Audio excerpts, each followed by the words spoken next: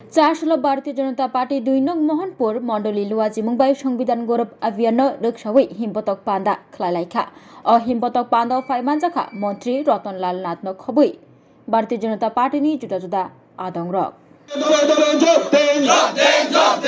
সংবিধান থেকে আলোচন পবিত্র পার্লামেন্টে দাঁড়িয়ে সংবিধানের বিরোধিতা করে বাংলার জবাব চাই জবাব পবিত্র পার্লামেন্টে দাঁড়িয়ে আম্বেদকর বিরোধিতা করে বাংলার জবাব চাই জবাব চীনের মদতে ভারতের সংবিধানের বিরোধিতা করে বাংলার ভারত মাতা কি ভারত মাতা কি বিজেপি বিজেপি বিজেপি মোদীজি নাড্ডাজি। এখানে একটা র্যালি হয় সংবিধান গৌরব দিবস উপলক্ষে এবং যারা এই আয়োজন করেছেন মোহনপুর মন্ডল কমিটি, যুব মোর্চা, মহিলা মোর্চা, ওবিসি মোর্চা, এসসি মোর্চা, এসটি মোর্চা, কিষাণ মোর্চা, মাইনরিটি মোর্চা, সমস্ত শাখা সংগঠন এবং মন্ডলের উদ্যোগে আজকে এই বর্ণাঢ্য র্যালি। আপনারা জানেন সংবিধান আমাদের আত্মা। আমরা যেমন গীতাকে শ্রদ্ধা করি, আমরা যেমন অন্যান্য উপনিষদ ধর্মগ্রন্থকে শ্রদ্ধা করি, সংবিধানও আমাদের একটা বিরাট ধর্মগ্রন্থ। আমাদের দেশের যা কিছু হচ্ছে, যা কিছু উন্নয়ন হচ্ছে সব সংবিধানের মাধ্যমে। কিন্তু দীর্ঘ বছর এই সংবিধান প্রণেতা অর্থাৎ সংবিধানকে যিনি রচনা করেছেন, সংবিধান আমাদের সংবিধান পৃথিবীর সর্ববৃহৎ সংবিধান, যিনি এই সংবিধান রচনা করেছেন ডক্টর বি.আর. আম্বেদকর। কিন্তু ওনাকে কখনো কংগ্রেস দল ওনাকে এবং এই ক্ষেত্রে সবসময় যারা আজকের এই যে সিপিএম দল বা অন্যান্য যে দলগুলি আছে তারা সংবিধানকে শ্রদ্ধা করেনি, সংবিধানকে অপব্যবহার করে কাশ্মীরে 370 ধারা লাগু করেছিল। এটা সবসময় বি.আর. আম্বেদকর বিরোধিতা করেছিলেন। এবং শুধু এটা নয়, আপনারা জানেন জরুরি অবস্থা অনেকের মনে নেই 1975 সালে যে জরুরি অবস্থা ইন্দিরা গান্ধীর ভোটটাকে অবৈধ ঘোষণা করেছিল এলাহাবাদ হাইকোর্ট। এলাহাবাদ হাইকোর্ট বলেছিল প্রধানমন্ত্রী এই গতিতে থাকতে পারে না, কারণ উনি সঠিকভাবে নির্বাচিত হয়নি, উনার ভোটটাকে বাতিল করে দেওয়া হয়েছিল। কিন্তু জোর করে ক্ষমতা থাকার জন্য জরুরি অবস্থা জারি করে, এটা আমাদের দেশে নয় শুধু পৃথিবীতে বিরল ঘটনা। এবং জেলখানা যত জায়গা ছিল এর থেকে অনেক বেশি মানুষকে গ্রেফতার করেছে, সারা দেশ একটা কারাগারে পরিণত হয়েছিল। তো আজকে আমরা বিশেষ করে কংগ্রেস শাসনকালে ওনাকে কোনো গুরুত্বপূর্ণ দায়িত্ব দেওয়া হয়নি। উনি যেহেতু পিছিয়ে পড়া সম্প্রদায়ের প্রতিনিধি ছিলেন, এসসিদের পক্ষে কথা বলেছিলেন, এসটিদের পক্ষে কথা বলেছিলেন, ওবিসিদের পক্ষে কথা বলেছিলেন, এই জন্য ওনাকে কোন রকম শ্রদ্ধা জানানো হয়নি। দীর্ঘ বছর এদেশে কংগ্রেস ক্ষমতা ছিল, কিন্তু কখনো পুরনো পার্লামেন্ট ভবনে ওনার প্রতিকৃতি পর্যন্ত লাগানো হয়নি। এটা অত্যন্ত দুঃখের, অত্যন্ত লজ্জা।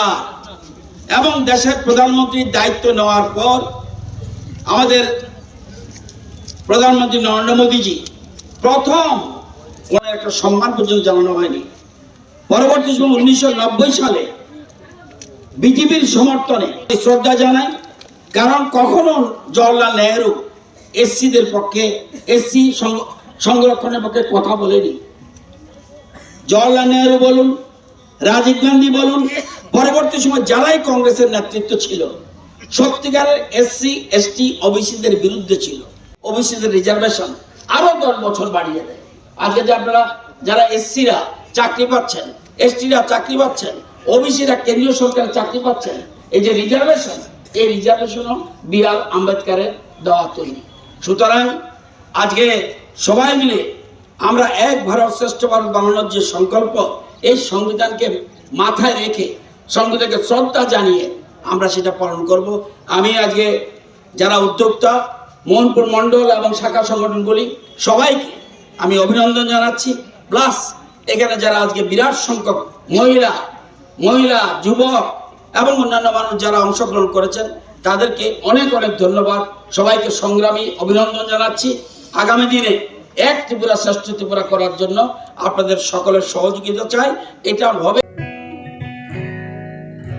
জুড়ে থাকে বাঁধন আপনার চেয়েও আপন, জুড়ে থাকে বাঁধন আপনার চেয়েও আপন, আপনার চেয়েও আপন স্বর্ণ কমল।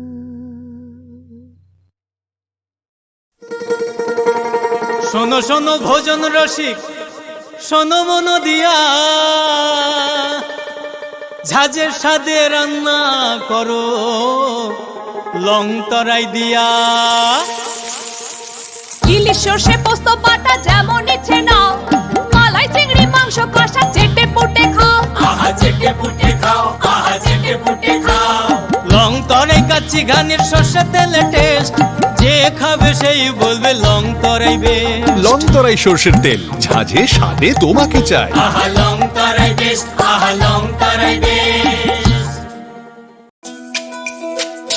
তুমি আছো রান্নাঘরে, তাই সুগন্ধে ভরে, যা খুশি তেমনই খাই তোমার জাদুর রান্নায়। থাকে শুধু লং তরাই, থাকে শুধু লং তরাই। কত কেজি রান্না হয় মন তাই করছো জয়, ভালোবেসে বলছি তাই রান্নায় তোমাকে চাই, চাই শুধু লং তরাই, চাই শুধু লং তরাই। লং তরাই গুঁড়ো মশলা, রান্নায় তোমাকে চাই, চাই শুধু লং তরাই। স্বাদে ভরা ঘিয়ের সুবাস লং তরাই, কি ভালো খেতে। শুদ্ধ ঘিয়ের আবেশ ভরা লং তরাই, অপূর্ব সুগন্ধ। পুষ্টি ভরা ঘিয়ের খাবার, কাওয়া ঘি প্রিয় সবার লং তরাই। একেই বলে বিশুদ্ধ ঘি। বিশুদ্ধ ঘি নাম মনে রেখো লং তরাই, লং তরাই ঘি রোজ খাবারে তোমাকে চাই। লং তরাই, লং তরাই, লং তরাই।